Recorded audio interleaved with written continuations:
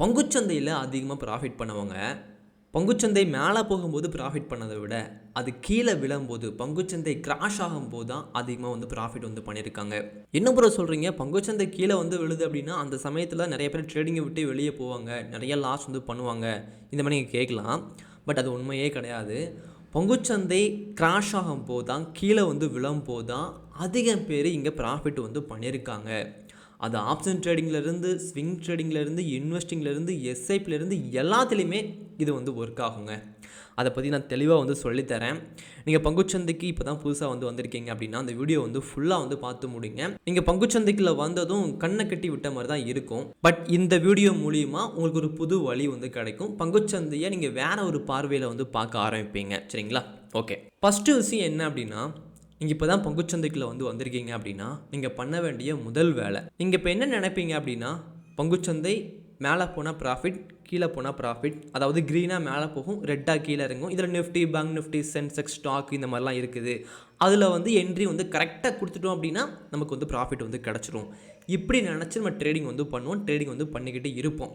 ஆனால் இது எதுவுமே வந்து உண்மை கிடையாது. சரிங்களா? ஓகே, இப்போது பங்குச்சந்தை அப்படிங்கிறது, நிஃப்டி அப்படிங்கிறது கடந்த 1991 2025 வரைக்கும் எப்படி போய்கிட்டு இருக்காங்க அப்படின்னா, நல்ல ஒரு அப் ட்ரெண்டில் மட்டும்தான் போய்கிட்டு இருக்காங்க. டவுன் ட்ரெண்டே வந்து போகலை. என்ன ப்ரோ சொல்கிறீங்க அப்படின்னா, ஒன்று தாங்க. அப் ட்ரெண்ட்னா என்ன, டவுன் ட்ரெண்ட்னா என்ன? அப் ட்ரெண்ட் அப்படின்னா இந்த மாதிரி மேலே மேலே வந்து போய்கிட்டே இருக்கும். சரி, ஓகே. அப் ட்ரெண்டில் வந்து ரெட் கேண்டில் இருக்குமா இருக்காதா? கண்டிப்பாக இருக்கும். ஏன்னா மேலே போகும்போது கொஞ்சமாக கீழே வருவாங்க, மேலே போவாங்க, கொஞ்சமாக கீழே வருவாங்க, மேலே போவாங்க, இப்படி தான் நடந்துக்கிட்டு இருக்கும். அதேமாரி டவுன் ட்ரெண்டில் போகும்போது இந்த மாதிரி கீழே வருவாங்க, கண்டிப்பாக மேலே போயிட்டு தான் கீழே வந்து வருவாங்க. ஸோ பங்குச்சந்தை அப்படின்னாலே ரெட் கேண்டில், க்ரீன் கேண்டில் நிச்சயமாக இருக்க தான் போகுது. ஆனால் அந்த ட்ரெண்டு வந்து எப்போ டவுன் ட்ரெண்டாக மாறும் அப்படின்னா, அப் ட்ரெண்டில் போய்கிட்டு இருக்கும்போது இந்த ப்ரீவியஸ் கையை விட இந்த ப்ரீவியஸ் கை அதிகமாக இருக்கும், மேலே இருக்கும். இந்த ப்ரீவியஸ் லோவை விட இந்த ப்ரீவியஸ் லோ மேலே இருக்கும், அப்படின்னா அப் ட்ரெண்ட். அதுவே டவுன் ட்ரெண்ட் திரும்புகிறாங்க அப்படின்னா இந்த மாதிரி பிரேக் அவுட் வந்து பண்ணிடுவாங்க. இப்படி திரும்பும்போது இந்த ப்ரீவியஸ் கையை விட இந்த ப்ரீவியஸ் கை வந்து கம்மியாக வந்து வந்துடும். அதனால் டவுன் ட்ரெண்டுக்கு வந்து திரும்பிடும் பங்குச்சந்தை. இப்போ நிஃப்டிக்கு 1991 இப்போ வரைக்கும் நமக்கு சார்ட் வந்து இருக்குது. அந்த சார்ட்டில் வந்து நம்ம வரைஞ்சி பார்க்குறோம் அப்படின்னா, மந்த்லி டைம் ஃப்ரேம் எடுத்துகிட்டு நீங்களும் வந்து வரைஞ்சி பாருங்கள். உங்களுக்கு என்னென்ன ஸ்டாக்லாம் தெரியுமோ, எந்தெந்த ஸ்டாக்லாம் நீங்கள் கேள்விப்படுறீங்களோ எல்லா ஸ்டாக்லேயும் அதோட முதல் படியிலேருந்து இப்போ வரைக்கும் எல்லாத்தையுமே வரைஞ்சி பார்த்துருங்க. அப்படி நம்ம வரைஞ்சி பார்க்குறோம் அப்படின்னா, இங்கேருந்து பார்க்குறீங்கன்னா இங்கே வந்து ஒரு ஃப்ளாட்டாக வந்து போய்கிட்டு இருந்துச்சு. அதுக்கப்புறம் இங்கேருந்து மேலே போக ஆரம்பித்தாங்க. அந்த மேலே போக ஆரம்பித்ததுலேருந்து இப்போ வரைக்கும் பங்குச்சந்தை நிறையா வாட்டி கீழே வந்து வந்திருக்குது. ஆனால் என்ன ட்ரெண்டில் அங்கே இருக்குது? இது என்ன ட்ரெண்டுங்க? அப் ட்ரெண்டில் மட்டும்தான் இருக்குது பங்குச்சந்தை. ஸோ அப் ட்ரெண்ட்னா என்ன? இந்த ப்ரீவியஸ் கையை விட இந்த ப்ரீவியஸ் கை அதிகமாக இருக்கணும், இந்த ப்ரீவியஸ் லோவை விட இந்த ப்ரீவியஸ் லோ அதிகமாக இருக்கணும். ஒருவேளை அது கம்மியாகிடுச்சுன்னா டவுன் ட்ரெண்டுக்கு திரும்பிடும். அப்படி இது வரைக்கும் டவுன் ட்ரெண்டுக்கு பங்குச்சந்தை திரும்பியிருக்கா? அதாவது நிஃப்டி வந்து திரும்பியிருக்கா? இல்லவே இல்லை. ஒரு டைம் கூட திரும்பலை. நான் 10 இயர்ஸாக ட்ரேடு பண்ணிக்கிட்டு இருக்கேன் ப்ரோ. நான் இவ்வளோ கோடி ரூபா லாஸ் பண்ணிட்டேன், இவ்வளோ லட்ச ரூபா லாஸ் பண்ணிட்டேன். ஏன் லாஸ் பண்ணீங்க? பங்குச்சந்தை இவ்வளோ ப்ராஃபிட் கொடுத்துருக்குது, அப் ட்ரெண்டில் மட்டும்தான் இருக்குது, நீங்கள் ஏன் லாஸ் பண்ணீங்க? ஸோ பங்குச்சந்தை மேலே தப்பு இருக்குதா, உங்கள் மேலே தப்பு இருக்குதா? அப்போ நம்ம மேலே தான் தப்பு இருக்குது. அதை மனசார வந்து ஏற்றுக்கணும், தப்பை வந்து ஒத்துக்கணும், அதுக்கப்புறம் திருத்திக்கிட்டு மேலே வந்து வர பார்க்கணும். அப்படி தான் நான் வந்து பண்ணேன். இதெல்லாம் எனக்கு தெரியாது. தெரிஞ்சதுக்கப்புறம் லாஸ் பண்ணக்கூடாது, அதை முடிவு பண்ணிட்டேன். கேபிட்டலுக்கு ஏற்ற மாதிரி ப்ராஃபிட் வந்து வரும். நான் காலேஜ் முடிச்சுட்டு என்கிட்ட எவ்வளோ கேபிட்டல் இருக்கோ அதை வச்சு தான் ட்ரேடு வந்து பண்ணிக்கிட்டு இருக்கேன். நானும் கோடிக்கணக்கில் வந்து ப்ராஃபிட் வந்து பண்ண ஆரம்பிக்கல. பட் ஒரு நாள் நிச்சயமாக பண்ணுவேன். எனக்கு கேபிட்டல் என்கிட்ட அவ்வளோ இல்லை. என்கிட்ட எவ்வளோ கேபிட்டல் இருக்குதோ அதை வச்சு தான் ப்ராஃபிட் வந்து பண்ணிக்கிட்டு இருக்குதேன். வருஷம் கிடைக்கக்கூடிய ப்ராஃபிட்டில் பாதி செலவுக்கு போயிடும். கொஞ்சம் பணத்தை வந்து திரும்பியும் கேபிட்டலில் வந்து ஆட் பண்ணி அப்படியே ட்ரேடு வந்து பண்ணிக்கிட்டு இருக்கேன். சரி, ஓகே. இப்போது பங்குச்சந்தை கீழே விழுந்ததை விட, கிராஷ் ஆனதை விட அப் ட்ரெண்டில் போனது தான் அதிகங்க. நிஃப்டி மட்டும் கிடையாது, நிறைய ஸ்டாக்குமே. சரிங்களா? இங்கே 2007 2008 வரைக்கும் பங்குச்சந்தை பயங்கரமாக வந்து கீழே வந்து விழுந்தாங்க. சரிங்களா? எவ்வளோ பர்சன்டேஜ் கீழே விழுந்திருக்குது? ஒரு 58% வந்து கீழே வந்து விழுந்திருக்கிறாங்க. அதுக்கப்புறம் எவ்வளோ பர்சன்டேஜ் வந்து மேலே ஏறி இருக்கிறாங்க? அதே அளவு வந்து மேலே வந்து ஏறி இருக்கிறாங்க. அதுக்கப்புறம் அங்கேருந்து பார்க்குறீங்கன்னா நிற்கவே இல்லை பங்குச்சந்தை. ஒரு 200% வந்து மேலே வந்து ஏறிட்டாங்க இங்கே வரைக்கும். அதுக்கப்புறம் கீழே வந்து விழுந்திருக்கிறாங்க. எவ்வளோ சதவீதம் வந்து கீழே வந்து விழுந்திருக்கிறாங்க? ஒரு 22% மட்டும்தான் கீழே வந்து விழுந்திருக்கிறாங்க. அதுக்கப்புறம் எவ்வளோ பாயிண்ட் வந்து மேலே ஏறியிருக்கிறாங்க அப்படின்னா, இங்கேருந்து ஒரு 77% வந்து மேலே வந்து ஏறியிருக்கிறாங்க. அங்கேருந்து ஒரு 3 மாதம் 4 மாதம் பங்குச்சந்தை பயங்கரமாக கீழே வந்து விழுந்துச்சு கோவிட்னால. பங்குச்சந்தை எப்பப்பெல்லாம் கீழே வந்து விழும் தெரியுமாங்க?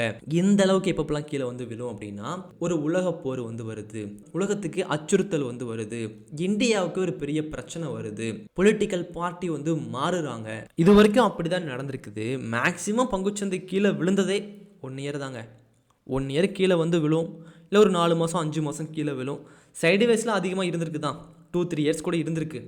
ஆனால் நல்லா கீழே விழும்போதெல்லாம் அதுக்கப்புறம் அதை விட 4 மடங்கு வந்து மேலே வந்து ஏறி இருக்குது.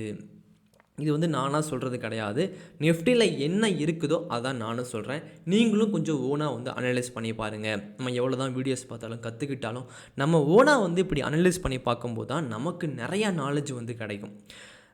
நீங்கள் இந்த மாதிரி வீடியோஸ் பார்க்குறத விட புத்தகங்கள் படிங்க, பங்குச்சந்தையை பற்றின புத்தகங்கள் படிங்க. அதில் இதை விடவும் நிறைய விஷயங்கள் இருக்கும். ஒரு மூவி பார்த்தா அதில் என்ன கிடைக்குமோ அதை விட ஒரு வெப் சீரிஸ் பார்த்தா நிறையா கற்றுக்கலாம் இல்லையா, நிறையா பார்க்கலாம் இல்லையா, அதே மாதிரி தான் வீடியோ பார்க்குறத விட புத்தகங்கள் படிக்கும்போது நிறைய நிறைய நிறைய விஷயங்கள், ஒவ்வொரு வரியிலையும் நிறைய விஷயங்கள் வந்து கற்றுக்க முடியும். அந்த மாதிரி நிறைய புத்தகங்கள் இருக்குது, படிங்க. நானும் ஒரு 3 புத்தகம் வந்து பங்குச்சந்தைக்காகவே எழுதி வச்சுருக்கேன். ஷேர் மார்க்கெட்டின் ஆசான் பாகம் 1, பாகம் 2, பாகம் 3 இதெல்லாம் வந்து நீங்கள் படிக்கிறீங்கன்னா பங்குச்சந்தையை பற்றி அடிப்படையிலேருந்து அட்வான்ஸ் வரைக்கும் இங்கே கற்றுக்க முடியும். டைம் இருந்தால் புத்தகங்கள் வாங்கி படித்து பாருங்கள். ஸோ பங்குச்சந்தை கீழே விழும்போதெல்லாம் ஏன் பெரிய பெரிய பணக்காரங்க எஃப்ஐஐ அண்ட் டிஐஐ இவங்கெல்லாம் அதிகமாக ப்ராஃபிட் வந்து பண்ணுவாங்க அப்படின்னா, அங்கேருந்து அதை விட டபுள் மடங்கு வந்து மேலே வந்து போகிறதுனால தான் ப்ராஃபிட் வந்து பண்ணுறாங்க. சரி, நான் ஒத்துக்கிறேன், இந்த இடத்துல வந்து பொறுமை ஒரு மிகப்பெரிய ரோல் வந்து ப்ளே பண்ணுது. ஏன்னா ஈஸியாக சொல்லிடலாம், இங்கேருந்து கீழே வந்து விழுந்திருக்குது, அந்த இடத்துல பொறுமை இருந்தாகணும். பயம் திக்குன்னு நெஞ்சு அடிக்கும். 2 லட்சம் போட்டிருந்தோன்னா 1 லட்ச ரூபா லாஸ் ஆயிரும். அப்போ கண்டிப்பாக பயம் இருக்கும். ஆனால் அதுக்கப்புறம் ஒரு 2 இயர்ஸ் மேலே ஏறும். அங்கேருந்து ஒரு பொறுமை இருக்கணும். கமிட்மெண்ட் ரொம்ப இருக்கக்கூடாது. இந்த பணத்தை வச்சு கமிட்மெண்ட் நிறைய இருக்கக்கூடாது. அப்படி இருந்துச்சுன்னா பிரச்சனை வந்துடும். நான் காலேஜ் முடிச்சுட்டு ட்ரேடிங்க்கு வந்தேன், ட்ரேடு பண்ணுறேன். எனக்கு மேரேஜ் ஆகலை, எனக்கு பெரிய கமிட்மெண்ட் எதுவுமே இல்லாதனால என்னால் பங்குச்சந்தையில் ஒரு 5 இயர்ஸாக வந்து சர்வே பண்ண முடிஞ்சுச்சு. இன்கேஸ் நானும் எனக்கு ஒரு ஃபேமிலிக்கு ஒரு கமிட்மெண்ட் அந்த மாதிரி இருந்துச்சுன்னா நான் பங்குச்சந்தையை விட்டு எப்போ வெளியே போயிருப்பேன். ஏன்னா அதில் சில மாதம் வந்து ப்ராஃபிட் வரும், சில மாதம் லாஸ் வரும். அதுவே ஒரு இயர் படி பார்க்குறோம் அப்படின்னா நல்லபடியாக ட்ரேட் வந்து பண்ண முடியும். சரிங்களா? ஸோ இது எல்லாமே முக்கியம். பங்குச்சந்தை கீழே விழும்போதெல்லாம், கிராஷ் ஆகும்போதெல்லாம் அது ஒரு வாய்ப்பாக பாருங்கள், பயப்படாதீங்க. இது ஃபஸ்ட்டு விஷயம். ஓகேங்களா? அடுத்த செகண்ட் ஒன்று, பங்குச்சந்தை கீழே வந்து விழும்போதெல்லாம், இந்த மாதிரி கிராஷ் ஆகும்போதெல்லாம் விக்ஸு, இந்தியா விக்ஸு வந்து அதிகமாக இருக்கும். ஒரு 12க்கு மேலே வந்து ஏறிடும். ஒரு 24 வரைக்கும்லாம் கூட வந்துடும். அப்படிலாம் வந்துச்சு அப்படின்னா இந்தியா விக்ஸ் அதிகமாக இருக்கும்போது ப்ரீமியம் வந்து கரையும். என்ன ப்ரோ புரியாத பாஷையில் பேசுகிறீங்க அப்படின்னா, அப்படி கிடையாதுங்க. நீங்கள் இப்போ தான் ட்ரேடிங்கில் வந்து வந்திருக்கீங்கன்னா சில விஷயங்கள் தெரியாது. இந்தியா விக்ஸ் அப்படிங்கிறது நீங்கள் வாங்கக்கூடிய ப்ரீமியம் இருக்கு இல்லையா, நிஃப்டியில் ஒரு ஸ்ட்ரைக் ப்ரைஸ் எடுப்பீங்க இல்லையா, அதில் ப்ரீமியம் இருக்கும் இல்லையா, அந்த ப்ரீமியம் வந்து அதிகமாக கரைய போகுதா இல்லை அதிகமாக கரையாதா அப்படிங்கிறத காட்டக்கூடிய ஒன்று தான் இந்தியா விக்ஸ் அப்படிங்கிறது. அது அதிகமாக இருக்கும்போது ப்ரீமியம் வந்து கரையிறதுக்கான வாய்ப்பு வந்து இருக்கும். ஸோ அந்த சமயத்தில் ட்ரேடு வந்து பண்ணுறோம் அப்படின்னா நல்லபடியாக ட்ரேடு வந்து பண்ண முடியும். ஆப்ஷன் செல்லிங்கை பொறுத்த வரைக்கும் பையிங் கிடையாது, செல்லிங்.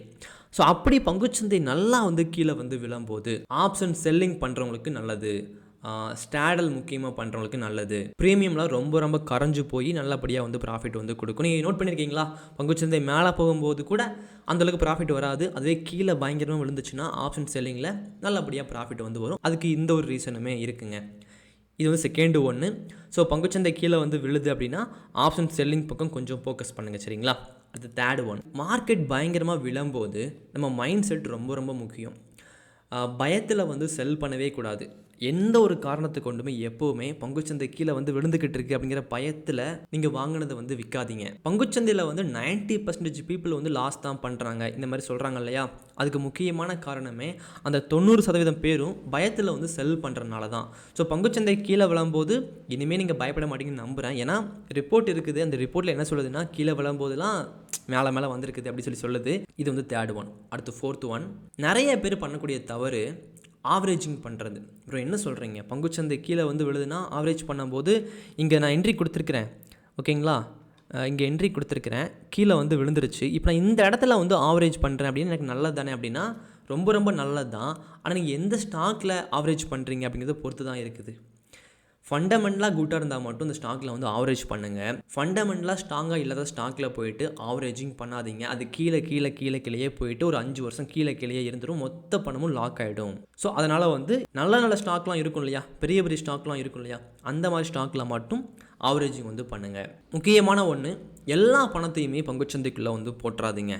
எப்போதுமே ஒரு 10 லட்ச ரூபா போடுறீங்களா, ஒரு 3 லட்ச ரூபா 4 லட்ச ரூபா சும்மா இருக்கட்டும். அதை வச்சு ஆப்ஷன் ட்ரேடிங் பண்ணிக்கிட்டு இருங்க, செல்லிங் பண்ணிக்கிட்டு இருங்க. பெரிய ப்ராஃபிட் வந்து வராது தான், ஆனால் கொஞ்சம் ப்ராஃபிட் வந்து வந்துக்கிட்டு இருக்கும். சில டைமில் பங்குச்சந்தை இந்த மாதிரி கீழே வந்து விழுந்ததுக்கப்புறம் அந்த பணத்தை எடுத்து லாஸ்ட்டில் இருக்குல்லையா ஸ்டாக்கு, நல்ல ஸ்டாக்ஸு, அதில் வந்து ஆவரேஜிங் வந்து பண்ணுங்கள். ஸோ இங்கே வந்து பங்குச்சந்தை யார் பொறுமையாக நிதானமாக லாங் டைம் ஃப்ரேமில் வச்சுட்டு கொஞ்சம் லாங்காக யோசிச்சு பொறுமையாக நிதானமாக முடிவெடுக்கிறாங்களோ அவங்க தான் ஜெயிப்பாங்க. இந்த 1 மினிட்குள்ளே பங்குச்சந்தை மேலே கீழே போக போகுது, நான் என்ட்ரி கொடுத்து ப்ராஃபிட் பண்ண போகிறேன் அப்படின்னு நினைக்கிறவங்க எல்லாருமே லாஸ் தான் பண்ணுறாங்க. நீங்கள் லாஸ் பண்ண போகிறீங்களா, ப்ராஃபிட் பண்ண போகிறீங்களா அப்படிங்கிறத இப்போவே முடிவு பண்ணிக்கோங்க. இங்கே பங்குச்சந்தையில் மிகப்பெரிய ரோல் ப்ளே பண்ணுறது பொறுமை தான். யாரெல்லாம் ரொம்ப பொறுமையாக இருக்கிறாங்களோ அவங்களுக்கெல்லாம் பங்குச்சந்தை நிறைய வாய்ப்பு கொடுக்குது, நிறைய வழி போட்டு தருது. யாருக்கெல்லாம் பொறுமை இல்லையோ அவங்க எல்லாத்தையுமே ஓரமாக தள்ளி விட்டுருது. ஸோ என்னை பொறுத்த வரைக்கும் நான் ப்ராஃபிட் பண்ணுறதுக்கு முக்கியமான காரணம் என்ன அப்படின்னா, நான் பொறுமையாக பங்குச்சந்தையில் இருந்து கற்றுக்கிட்டேன், நிறைய விஷயங்கள் கற்றுக்கிட்டேன். அந்த பொறுமையை சொல்லி கொடுத்ததே பங்குச்சந்தை அப்படிங்கிற ஒரு ஆசான் தான். ஸோ சும்மா பங்குச்சந்தை வந்து மேலே போகுது கீழே போகுது, நான் இன்றைக்கி என்ட்ரி கொடுக்க போகிறேன் அப்படின்னு நினைக்காம கொஞ்சம் உங்கள் ஃப்யூச்சருக்காக யோசிச்சு பொறுமையாக நிதானமாக இருந்து கொஞ்சம் பங்குச்சந்தை எப்படி பாருங்கள். நிறைய விஷயங்கள் சொல்லித்தரும், அதை வந்து ஃபாலோ பண்ண ஆரம்பிங்க. நான் சொன்னது உண்மையா இல்லையா, இது ஒர்க் அவுட் ஆகுமா ஆகாதா அப்படிங்கிறதையும் கமெண்டில் வந்து சொல்லுங்கள். நானும் மற்றவங்களும் தெரிஞ்சுக்கிறோம். இதே மாதிரி அடுத்த ஒரு வீடியோவில் வந்து நம்ம பார்க்கலாம். தேங்க்யூ.